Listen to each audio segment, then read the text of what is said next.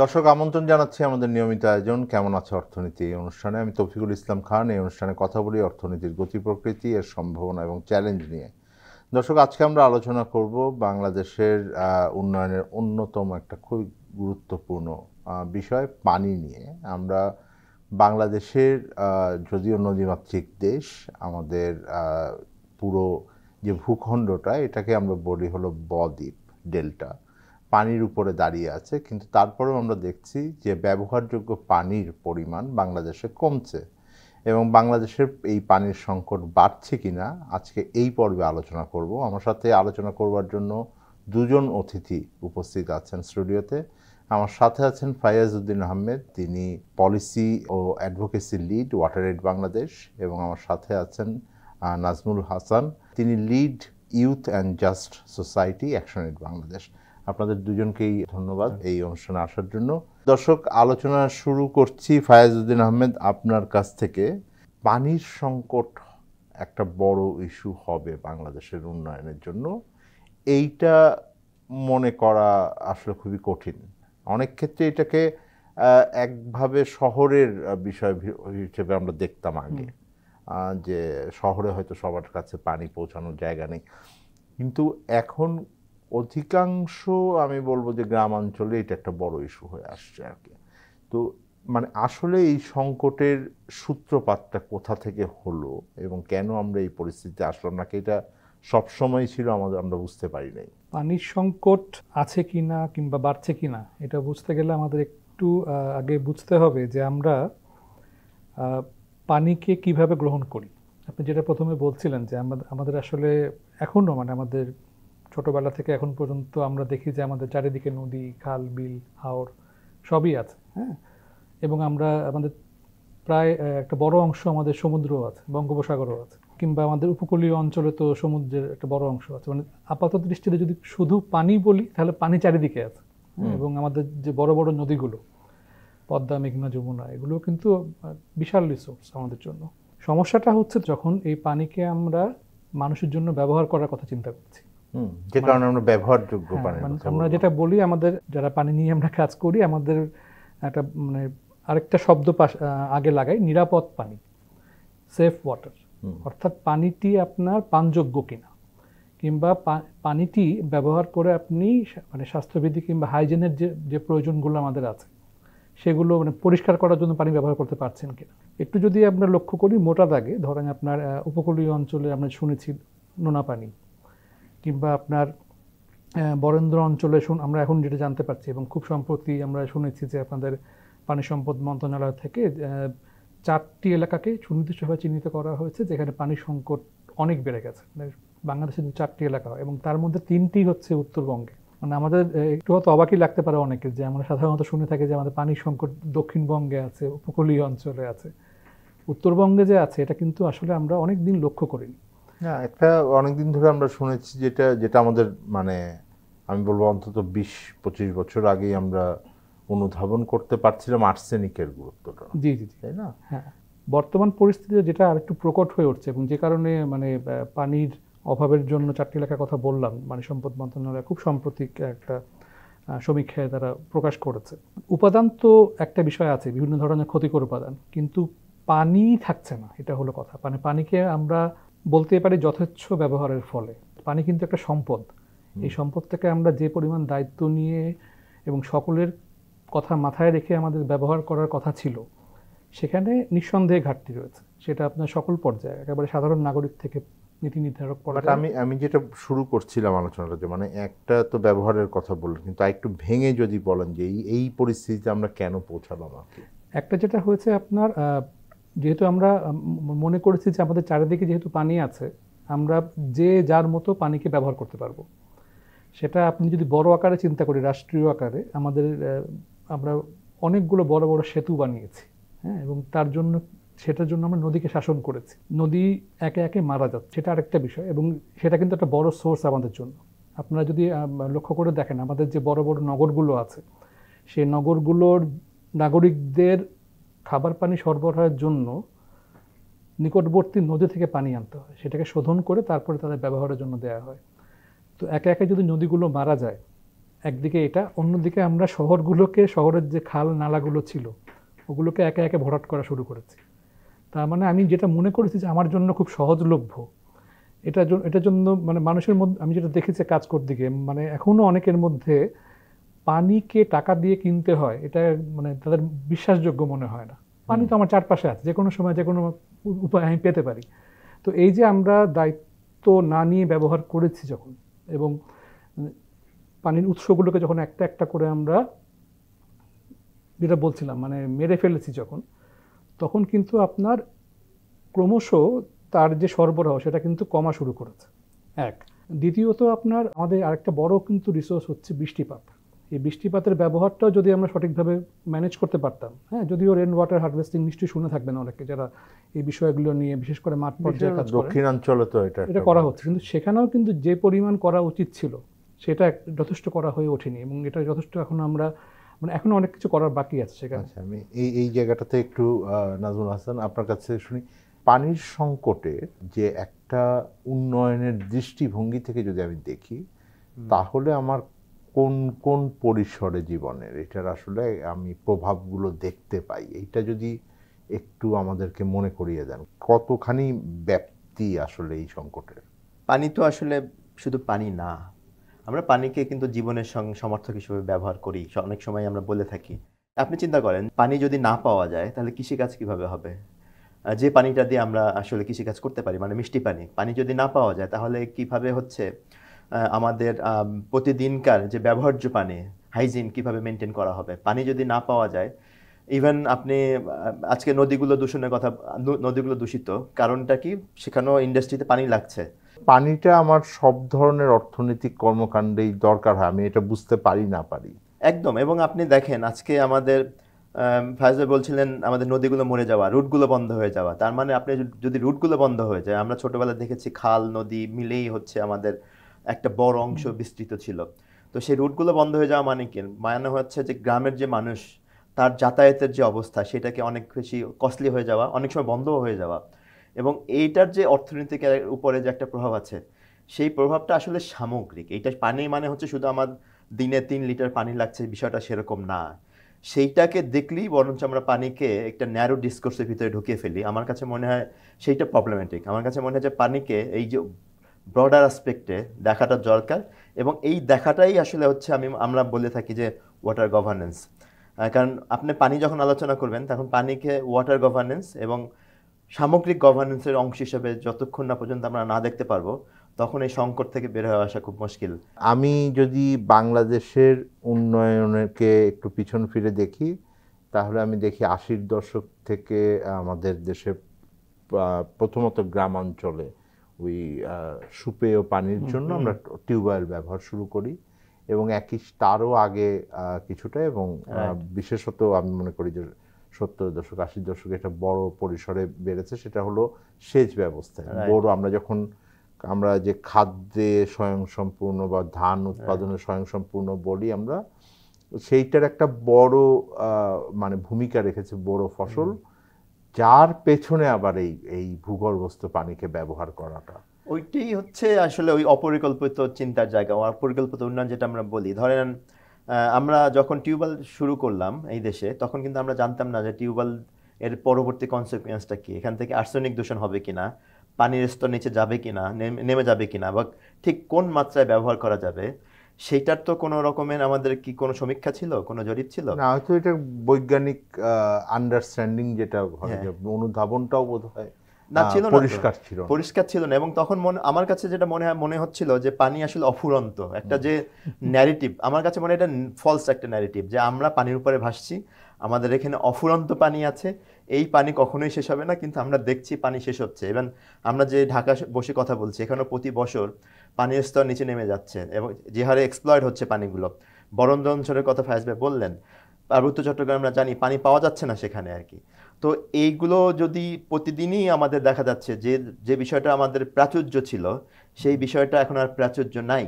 তো এই জায়গাটায় প্রশ্নটা আসে, তাহলে এই সম্পদটাকে আপনি কীভাবে ব্যবহার করবেন, পরিকল্পনাটা কি? এবং পরিকল্পনাটা আপনি ওই মানুষগুলোর কথা ভাবতে হবে যারা আসলে এইটা নিয়ে ভুক্তভোগী। তার মানে এই না যে ধরেন আমি পানির ব্যবহার বন্ধ করে দিলাম আন্ডারগ্রাউন্ডের, তাহলে ওইখানকার মানুষের আসলে অল্টারনেটিভটা কি, সেখানে কি করতে হবে, সেই বিষয়গুলো অর্থনীতির সঙ্গে যুক্ত। চাহিদার ক্ষেত্রে আমি মনে করি যে একটা বড় বিষয় যে ফায়েজ, যেই পরিমাণ অর্থনৈতিক কর্মকাণ্ড এখন পানির সাথে যুক্ত, আপনি চাইলেও হঠাৎ করে এটাকে বড় আকারে পরিবর্তন করতে পারবেন না এই স্ট্রাকচারকে। কারণ এই এখনকার যে ব্যবহারযোগ্য পানির চাহিদা, সেইটাও তৈরি হয়েছে ধীরে ধীরে। এখন আমরা যেটা যেই নতুনভাবে যদি আবার এটাকে ডাইভার্ট করতে চাই, সেইটাও তো অনেক ক্ষেত্রে আমাদের সময় দরকার হবে। সুতরাং আমি যেটা মনে করি যে এটার ভিতরে একটা মধ্যবর্তী এবং একটা দূরবর্তী লং টার্ম অ্যাম্বিশনও থাকা দরকার। আমার কাছে যেটা মনে হয়েছে, আপনার প্রথম ধাপটা হওয়া উচিত এটা স্বীকার করা পানির যে বহুমুখী ব্যবহার এবং পানির যে প্রয়োজন। হ্যাঁ, এটা আমি যেটা দেখেছি, আমার কাছে মনে হয় মানে সাধারণভাবে আপনার ইন জেনারেল নাগরিকদের মধ্যে বলেন যে কোনো পর্যায়ে এই ধারণাটা পরিষ্কার না। হ্যাঁ, আমরা বললাম না টেকেন ফর গ্রান্টেড, যেটা বলি ধরে নিই যে আমার কাছে ফার্স্ট স্টেপটা শুনুন। আমি একটা ছোট বিরতিতে যাই, বিরতির পর আপনাদের সাথে আলোচনায় ফিরবো। দর্শক, যে আলোচনাটা করছি আজকে, সেইটা অনেক ক্ষেত্রেই আমার আপনার প্রত্যেক দিনের জীবনের সাথে যুক্ত। যে পানির ব্যবহার, অনেক ক্ষেত্রে আমরা এটা নিয়ে খুব বেশি আলোচনা শুনিও না। আলোচনায় ফিরবো একটা ছোট বিরতির পর। জানতে চাইবো যে এর গভীরতম চ্যালেঞ্জগুলোকে এবং থেকে বের হয়ে আসার পথটা কেমন হবে। আমাদের সাথে থাকবেন দর্শক। আবার আমন্ত্রণ জানাচ্ছি আমাদের নিয়মিত আয়োজন কেমন আছে অর্থনীতির আজকের পর্বের দ্বিতীয় ভাগে। ফয়েজউদ্দিন আহমেদ, বিরতির আগে যেই আলোচনাটা করছিলাম, আপনি বলছিলেন যে এইটা যে সত্যিকার অর্থে একটা বড় চ্যালেঞ্জ, সংকটের দ্বার প্রান্তে, এইটা আমরা স্বীকার যেন করি। আমি মনে করি যে একটা আমাদের স্বীকার করা শুরু হয়েছে, সেটা স্থানীয় পর্যায়ে। কিন্তু একই সাথে আমি যেটা বুঝি যে দুটো সংকট আমাদের ছিল। একটা হলো যে পানির জন্য যেই অবকাঠামো, এই অবকাঠামোটা আমরা গড়ে তোলার ক্ষেত্রে খুবই অপরিকল্পিতভাবে এসেছে। মানে সেই অর্থে আমার কিন্তু পানির অবকাঠামোটা আমরা ছড়িয়ে দিতে পারি নাই, এই অসুবিধা আছে। আমরা কি মানে নদী হয়তো কাছে থাকা সত্ত্বেও, বিল কাছে থাকা সত্ত্বেও আমরা সেইটার পানি ব্যবহার না করে আমরা ভূগর্ভস্থ পানির উপরেই সেচের বিষয়টা যেমন গেছে, এইগুলোই আমাদের কার্যক্রম ছিল। কিন্তু এতটা প্রয়োজন হবে এটা হয়তো আমাদের অনুধাবন করা হয় নাই। চ্যালেঞ্জগুলোর থেকে বের হয়ে আসার ক্ষেত্রে মানে এখন কি ধরনের মানে পদক্ষেপগুলো আছে, আমি মানে অ্যাভেলেবল যে সলিউশনসগুলো প্র্যাকটিস করা হচ্ছে, সেইটা যদি একটু ভেঙে বলেন। কারণ আপনারা কাজ করছেন বেশ কয়েকটি পানি সংকট এলাকা নিয়ে। প্রথমত পানির যে ব্যবহার, হ্যাঁ, একটা হচ্ছে আমরা বুঝতে পারছি আমরা পানি পান করি, মানে পানির মানে খাওয়ার প্রয়োজনীয় খাবার পানি, এবং সেটা নিরাপদ, যেটা আমি প্রথমেই বললাম। দ্বিতীয়ত শিল্প কলকারখানা যে ব্যবহারের পানি। তৃতীয়ত কৃষিকাজে ব্যবহৃত পানি। এর প্রত্যেকটা কিন্তু ভিন্ন ভিন্ন ধরন আছে এবং ভিন্ন ভিন্ন প্রয়োজন আছে, এবং এই প্রত্যেকটারই কিন্তু আপনার ব্যবহারের ক্ষেত্রে নির্দিষ্ট আপনার নীতিমালা কিংবা আইন রয়েছে, এবং সেগুলোর বাস্তবায়নও জরুরি। বিভিন্ন এলাকায় যে পানির প্রাপ্যতার যে ভিন্নতা, হ্যাঁ, আপনার হাওর, বাওর, বিল, চর, হ্যাঁ, বা উপকূলীয় এলাকা, পার্বত্য চট্টগ্রাম কিংবা শহর, আবার শহরের মধ্যে যারা নিম্ন আয়ের যে এলাকাটাগুলো শহরের মধ্যে রয়েছে, তারও ভিন্নতা ভিন্ন। এবং আরেকটা খুব গুরুত্বপূর্ণ আপনি সঠিকভাবে তুলেছেন যে চা বাগান যে এলাকাটা, মানে এখানে প্রত্যেকটা দুর্গম অঞ্চল যদি সেভাবে আমি চিহ্নিত করি, এই সংক্রান্ত কিন্তু আমাদের একটা জাতীয় কৌশলপত্র তৈরি করা হয়েছিল 2012-তে। আমরা এখন কাজ করছি আপনার স্থানীয় সরকার বিভাগের মানে নেতৃত্বে বলবো আমরা এটাকে হালনাগাদ করার কাজ করছি। কৌশলপত্রের মূল ফোকাসটা হচ্ছে আপনার খাবার পানি সরবরাহ, স্যানিটেশন এবং হাইজিন, এই অঞ্চলের জন্য কি হবে। পাশাপাশি এই বছরই আমরা আশা করছি আপনার মানে নিরাপদ পানি, হাইজিন এবং স্যানিটেশন সংক্রান্ত যে জাতীয় পলিসি আছে সেটাও হালনাগাদ হচ্ছে, এবং সেখানে আপনার এই বিষয়গুলোকে রিকগনাইজ করা হয়েছে যে সামনে যে পরিস্থিতি যা আসতে যাচ্ছে। আমি একটা যদি বলি উদাহরণস্বরূপ, যে আমরা বলি গ্রাউন্ড ওয়াটার, সারফেস ওয়াটার, মানে পানিকে আমরা মানে অনেক অঞ্চলে, যে কারণে আপনার যে চারটি অঞ্চলকে আপনার চাঁপাইনবাবগঞ্জ, রাজশাহী, নওগাঁ এবং চট্টগ্রামের পটিয়াকে বলার কারণটা হলো যে পানির স্তর নামতে নামতে এমন পর্যায়ে নেমেছে যে পানি উত্তোলন করার জন্য আরও গভীরে যেতে হচ্ছে। কিন্তু এটা কিন্তু সাধারণ প্রক্রিয়া না। এই ধরনের আপনার প্রযুক্তি ব্যবহার করে পানি উত্তোলন করা এবং সেটাকে পরিশোধন করে খাবার জন্য যোগ্য করা প্রথমত জটিল একটা প্রযুক্তি এবং তারপরে এটা ব্যয় সাপেক্ষ। আমরা গুরুত্ব দিচ্ছি প্রথমত খাবার পানিকে, নিরাপদ পানিটাকে। মানে মানুষ যদি পানি পান করতে না পারে, অন্যগুলো তো পরের বিষয়, আপনার কৃষিকাজ বলি কিংবা কলকারখানা, শিল্প কলকারখানা বলি। তো এইখানে নীতিমালা বলেন কিংবা কৌশলপত্র বলেন, এগুলো কিন্তু তৈরি হয়েছে, যেটা আমি বললাম হালনাগাদও হচ্ছে। পানি আইনও আছে। এখন যেটা আমরা জানি আমাদের দেশে একটা মানে সাধারণভাবে একটা দুর্বলতা হচ্ছে আইনের প্রয়োগ কিংবা নীতিমালার প্রয়োগ। হ্যাঁ, এখানে যদি প্রথমত সরকার এবং সংশ্লিষ্ট কর্তৃপক্ষ কিংবা এজেন্সিগুলো এবং তারপরে জনগণ দায়িত্ব যদি পালনটা ঠিকমতো করে না করে, এবং যেটা আপনি বলছেন স্থানীয় সরকারের এখানে একটা বিশাল ভূমিকা আছে, মানে সেটা ঢাকা মানে মেট্রোপলিটন শহরগুলো, সিটি কর্পোরেশন কিংবা এর পরবর্তী পর্যায়ে পৌরসভাগুলো, তার পরবর্তী পর্যায়ে আপনার উপজেলা পর্যায়ে কিংবা ইউনিয়ন পর্যায়ে, প্রতিটি পর্যায়ে যারা নির্বাচিত জনপ্রতিনিধি থাকেন কিংবা যারা স্থানীয় সরকারে আছেন, তাদের প্রত্যেকে কিন্তু নিজ নিজ অঞ্চলের নিজ নিজ গণ্ডির মধ্যে যে দায়িত্বটুকু আছে, এই বিভিন্ন ধরনের পানির ব্যবহার, খাবার পানি থেকে শুরু করে কলকারখানা কিংবা কৃষিকাজ, এর যে মানে ব্যবহারের যে বিধি কিংবা নীতিমালাগুলো আছে, যদি সেই অনুসরণ করে আমরা এগোতে পারি, তাহলে কিন্তু একটা আপনার আমি বলবো মানে সমস্যার সমাধান হবে না, কিন্তু আমরা মানে রেজিস্ট্যান্স তৈরি হবে না। কিন্তু আপনি যদি একটু স্পেসিফিক করেন যে কোন ধরনের মানে বিষয়গুলোকে আসলে প্রতিপালন করা হয় নাই, যেটার এখন ফোকাস করাটা জরুরি। আমরা জানি যে আপনার খুলনা শহরে আপনার খুলনা ওয়াসা পানি সরবরাহ করে, তার এলাকা। তারা কি তো সিটি কর্পোরেশন আন্ডারে না?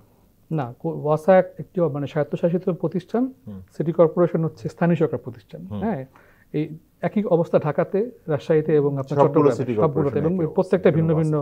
এবং আপনার এদের কিন্তু আপনার দায়িত্ব বলেন কিংবা আপনার গণ্ডি ভিন্ন ভিন্ন। খাবার পানির দায়িত্ব ওয়াসা শহরগুলোতে প্রাইমারিভাবে, এবং আপনার এর পরের পর্যায়ে যেটা বলছিলাম মিউনিসিপ্যালিটি কিংবা পৌরসভা, তাদের পর্যায়ে হচ্ছে সেটা। এখানে ইন্টারেস্টিংলি দেখেন, ওয়াসা হচ্ছে একটা স্বায়ত্তশাসিত প্রতিষ্ঠান, 4টা বড় শহরে আছে বলে তারা দায়িত্ব নিচ্ছে। এর পরের গণ্ডি চলে যাচ্ছে আবার স্থানীয় সরকারের কাছে, পৌরসভার কাছে। ঠিক আছে, যাই হোক, এখানে যে আপনার ওই যেটা বলছিলাম বিভিন্ন অঞ্চল ভেদে যে পানির যে পরিস্থিতি, যেমন আমরা সমীক্ষার মাধ্যমে এখন নিশ্চিত হয়েছি যে এই কথা যারা আপনার বিভিন্ন সরকারি বিভিন্ন প্রতিষ্ঠান আছে, ওয়ারপো বলেন কিংবা পানি সম্পদ মন্ত্রণালয় বলেন, তারা কিন্তু আগে থেকে বলে আসছিলেন যে এটা কিন্তু কমা শুরু করেছে। এবং বিশেষ করে যারা সরাসরি জানি নওগাঁ কিংবা রাজশাহীতে যারা বিভিন্ন এই ধরনের পানি নিয়ে যারা কাজ করেন, অ্যাকশনেজেরও কাজ ওখানে আছে, তারা কিন্তু আপনার আগে থেকেই বলা শুরু করেছে আমাদের সাবধান হওয়া দরকার। এখন হয়তো এই একটা বড় রিপোর্ট আসার ফলে আমরা হয়তো একটু নড়েচড়ে বসছি, কিন্তু আমি মনে করি সেখানেও ঘাটতি আছে। আমরা কি রিপোর্টটা পাবলিশ হয়েছে, আজকে আমরা আলাপ করছি, কিন্তু এটা কি আপনার সেই অর্থে মানে পপুলার লেভেলে আলোচনা হচ্ছে? আমরা মানুষজন মানে জনগণ কি অন্য যে কোনো বিষয় নিয়ে সাম্প্রতিক যেভাবে আলোচনা করছে, এবং তার চেয়ে যতটা গুরুত্বপূর্ণ এই বিষয়টা যতটুকু আলোচনা হওয়া প্রয়োজন ছিল, সেটা কি আমরা করছি কিনা? একটু নাজমুল হাসান আপনার কাছে জিজ্ঞেস করি একই প্রশ্ন। সত্যিকার অর্থে এই ডিসকোর্সটা গুটি কয়েক এলাকা বাদ দিলে এটাকে কি বড়ভাবে আমরা মানে স্থাপন করেছি কিনা, এবং এটা যদি না করতে পারি মানে সেইটার ব্যর্থতা কতটুকু, এটা একটু বলেন। আর দ্বিতীয় হলো, আমি যেটা জানতে চাইবো যে সামনেও নির্বাচন আসছে, সেই ধরনের মানে ক্ষেত্রে আমরা কোন বিষয়গুলোকে সামনে নিয়ে আসা উচিত, দেখার কথা ভাববেন? ওয়াটারের হিউম্যান ফেসটা কি আসলে, এটা একটা রাইটস না, একটা অধিকার মানুষের আর কি। ঠিক আছে, এই বেসিক বিষয়টাকে আমরা প্রথমত স্বীকার করে নিচ্ছি কিনা, যে ধরেন আপনি বলছিলেন স্থানীয় সরকারের জায়গাটা ধরে, এবং সেই স্থানীয় সরকার আসলে এই আমরা ঢাকা ওয়াসার কথা বলি, বা আপনি যদি সাতক্ষীরা যান, বাগেরহাটে যান, বরগুনা যান, দক্ষিণবঙ্গে আপনি যেখানেই যান না কেন, মোটামুটি একই রকমের পিকচার, যে ওইখানে মানুষের পানি সংগ্রহ ওইটা আবার অন্য রকমের ইকোনমিক প্যাটার্ন দাঁড়িয়েছে আর কি। ইকোনমিক প্যাটার্নটা দাঁড়িয়েছে এরকম, ধরে নেন সাতক্ষীরায় একটা 4 জনের পরিবারের মাসে যদি শুধু খাবার পানিটুকু সংগ্রহ করতে হয়, তাকে 400 টাকা বা আরও বেশি লেগে যায় আর কি, শুধু খাবার পানি সংগ্রহ যদি করতে হয় আর কি। হ্যাঁ, তো এখন ধরে নেন আপনি ঢাকা শহরে যদি এরকম 3-4 জন পরিবারের যদি শুধু খাবার পানির কথা চিন্তা করেন, তাহলে কি তার 400 টাকা লাগে? আমার মনে হয় লাগে না আর কি। তো তার মানে একটা দেখেন, আপনি একটা আরবান সিটিতে থাকছেন, আরবান সিটিতে থেকে প্রান্তিক মানুষের পানির খরচ আরও বেশি আর কি। তো সেখানে আপনার আমাদের স্থানীয় সরকারের ভূমিকাটা কি, বা আমরা কি সেটা জানি না?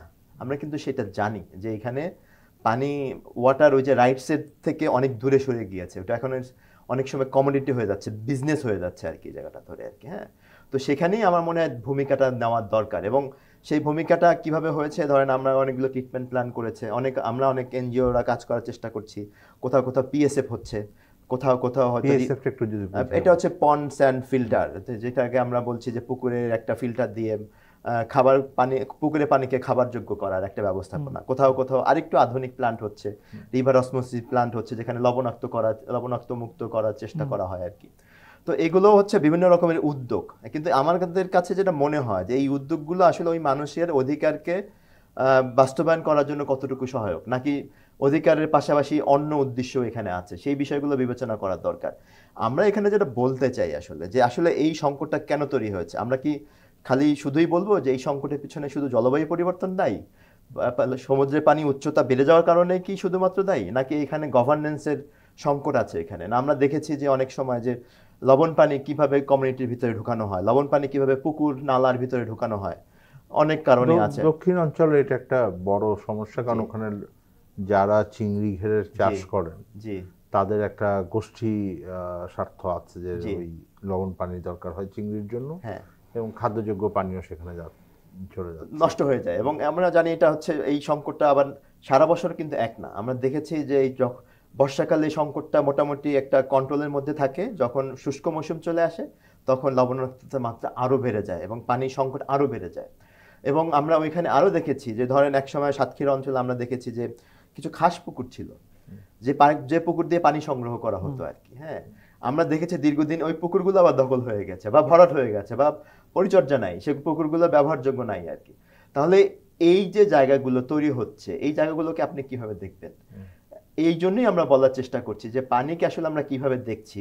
অ্যাকচুয়াল কস্টটা যেটা আপনি বলছিলেন যে 50 পয়সা করে পরে, মানে লিটার খাদ্যযোগ্য পানি পরে কিনা, হয়তো পরে, কিন্তু যেহেতু এটা আউট অফ পকেট যাচ্ছে না সেটা আমরা হিসাব করি না, এটাই অর্থনীতির সংকট অনেক ক্ষেত্রে, তাই না? এবং আপনি ওইখানে মানুষগুলোর কথা চিন্তা করে দেখেন যে তার আসলে সারা মাসের যে কস্ট, তার কত শতাংশ পানির পিছনে তাকে খরচ করতে হচ্ছে। না, একই যুক্তিটাই আমার আসে যে আপনি যদি মাটির আরো গভীরে যান, যেটা ফায়াজুর রহমান বলছিলেন যে এটা তো আরো খরচ সাপেক্ষ, এইটা যে প্রযুক্তি, এটা সাধারণত বাংলাদেশের যারা নিম্ন আয়ের মানুষ আছেন তাদের জন্য খুবই কঠিন, এবং দিন দিন সেচের খরচ বাড়তে থাকবে এটার জন্য, কারণ আপনাকে যে পরিমাণ বিদ্যুৎ এটার দরকার হবে সেটা দিন শেষে তো দিতে হবে, না হলে ভর্তুকির চাপ বাড়বে। আমি ফলে সেই বিষয়গুলো আছে। আমি একটা ছোট বিরতিতে যাই, বিরতির পর আমরা আবার ফিরবো, আপনাদের কাছে জানতে চাইবো সমাধানের রাস্তা। দর্শক আমাদের সাথে থাকবেন। আমরা আলোচনা করছিলাম পানি নিয়ে, আমরা আলোচনায় ফিরবো, জানতে চাইবো বাংলাদেশের পানির সংকট দূর করার ক্ষেত্রে কি ধরনের পদক্ষেপ আমরা চাই। আমাদের সাথে থাকবেন।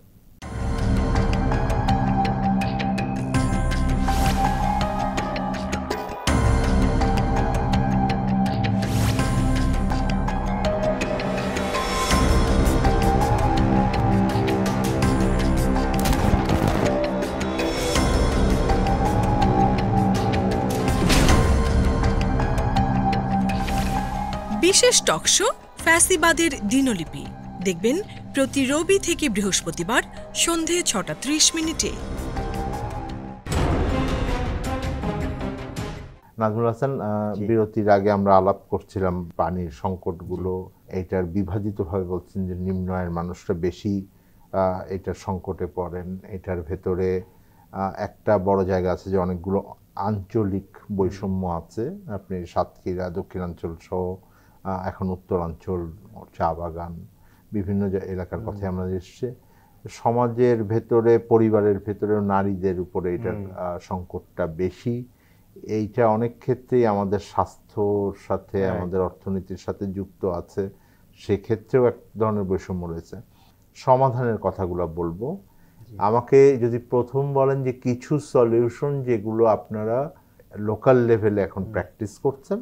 সমাধানটা আসলে হতে হবে একটা পানি ব্যবস্থাপনা মাধ্যমে আর কি, যেটাকে এই ব্যবস্থাপনাটা হতে হবে লোকালাইজড, স্থানীয় ভিত্তিতে হতে হবে। এটাকে জাতীয় পর্যায়ে রাখলে শুধু হবে না আর কি। এবং সেই ব্যবস্থাপনাটা কি, আপনি আসেন হচ্ছে খাবার পানির জায়গাটাতে।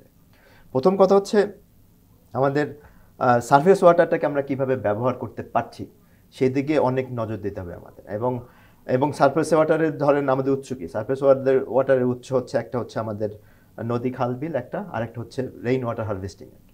এবং কিভাবে রেইন ওয়াটার হারভেস্টিং আমরা কিছু কাজ শুরু করেছি, কিন্তু এইটাকে আরো ব্যাপকভাবে কিভাবে ছড়িয়ে দেওয়া যায় কমিউনিটি থেকে কমিউনিটিতে, এবং সেইখানে সরকারের আমি মনে করি উদ্যোগ গ্রহণ করা দরকার। দুই হচ্ছে সারফেস ওয়াটারের যে উৎসগুলো, যেটা হচ্ছে খাল নদী, আমরা অনেক সময় দেখি দখল হয়ে যায়, সেই দখল মুক্ত করতে হবে, একটা প্রথম কথা। দ্বিতীয় কথা হচ্ছে এগুলোকে ব্যবহারযোগ্য করতে হবে। যে পুকুরগুলো ভরাট হয়ে গিয়েছে সেই পুকুরগুলোকে আমরা ব্যবহারযোগ্য কিভাবে করব, সেগুলোকে মিষ্টি পানি সংরক্ষণের ব্যবস্থা মানে এটা করতে একটা হবে। নিয়মিত ব্যবস্থাপনার ভিতরে ওই জন্যই বলছিলাম ওয়াটার ম্যানেজমেন্টের জায়গাটা আর কি। হ্যাঁ, তো এই ম্যানেজমেন্টের জায়গায় কিছু কিছু বিষয় হচ্ছে আপনাকে প্রতিনিয়তই করতে হবে স্থানীয় সরকারের মাধ্যমে। আর কিছু কিছু জায়গা হচ্ছে যে গভর্নেন্সের যে জায়গাগুলো বলছিলাম, সেই জায়গাগুলো এখানে নজর দিতে হবে। আমি যদি আপনাকে স্পেসিফিক্যালি জিজ্ঞেস করি, যেমন ধরেন অনেক ক্ষেত্রে আমাদের যারা স্থানীয় সরকারে আছেন বা সরকারের স্থানীয় পর্যায়ের যে প্রশাসন আছেন, তাদের একটা চ্যালেঞ্জের কথা তারা আমাকে বলেন হলো যে ফান্ডিং এর একটা বিষয় আছে, যে যেগুলো করার কথা ওনারা বুঝতে পারেন কিন্তু করতে পারেন না, কারণ ওটার ফান্ডিংটাও হবে নাই। তো এইটা একটা মানে জটিলতার কথা ওনারা বলেন, লোকবল সংকটের কথাও বলেন, যে ওই ভরাট ইসের থেকে রাজনৈতিক চাপের কথা বলেন। তো এইটার সমাধানে আর একটা হলো যে আপনি রোল, যেটা কমিউনিটি লিডারশিপ, এবং সেইখানকার কমিউনিটি লিডারশিপের ভিতরে সামাজিক ও রাজনৈতিক নেতৃত্বের ভূমিকা আপনি কিভাবে দেখেন? মূলত হচ্ছে যে আমরা কমিউনিটিকে কতটুকু যুক্ত করছি এবং আমাদের কতটুকু সদিচ্ছা আছে ওই ব্যবস্থাপনাটা করার জন্য। রাজনৈতিক কথাটাও বলছিলেন, কারণ পানির ভুক্তভোগী তো সবাই, রাজনৈতিক নেতৃবৃন্দও ভুক্তভোগী, ওই স্থানীয় সরকারের যে প্রতিনিধি তিনিও ভুক্তভোগী।